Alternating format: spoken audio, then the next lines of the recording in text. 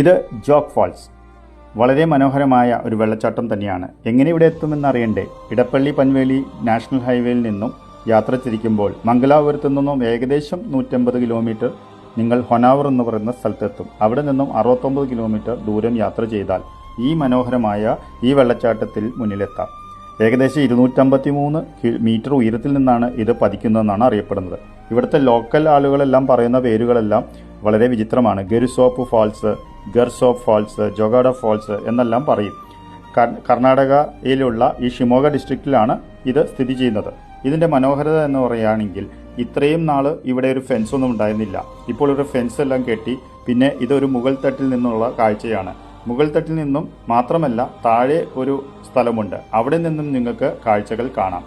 പണ്ടെല്ലാം ഫെൻസുകൾ ഇല്ലാത്തതുകൊണ്ട് വളരെ മനോഹരമായി കാണാമായിരുന്നു. ഇപ്പോൾ അപകടങ്ങൾ കൂടുതലുള്ളതിനാൽ അവർ ഫെൻസുകളെല്ലാം ഉണ്ടാക്കി. പിന്നെ പാർക്കുകളെല്ലാം പുതിയ കൺസ്ട്രക്ഷൻ എല്ലാം വന്നുകൊണ്ടിരിക്കുന്നുണ്ട്. എന്തായാലും ജോഗ് ഫാൾസ് നിങ്ങൾ തീർച്ചയായും കാണേണ്ടതാണ്. ഇത് ഷിമോഗ ഡിസ്ട്രിക്റ്റിലാണ്. ഈ വെള്ളച്ചാട്ടത്തിന്റെ വെള്ളമെല്ലാം ശരാവതി എന്ന നദിയിലേക്കാണ് പതിക്കുന്നത്. എന്തായാലും ഇന്ത്യയിലെ രണ്ടാമത്തെ ഏറ്റവും ഉയരമുള്ള വെള്ളച്ചാട്ടം നിങ്ങൾ തീർച്ചയായും കാണേണ്ടതാണ്. ഇതിന് അധികം ദൂരമില്ല.